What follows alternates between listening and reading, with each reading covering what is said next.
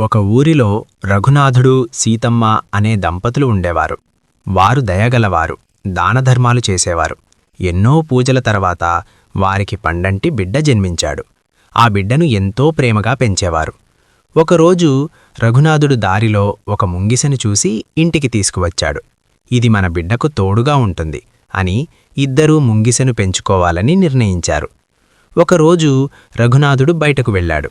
కొద్దిసేపటికి సీతమ్మ బావి దగ్గరకు నీళ్లు తెచ్చేందుకు వెళుతూ, నేను వచ్చే వరకు బిడ్డను జాగ్రత్తగా చూడు అని ముంగిసకు చెప్పింది.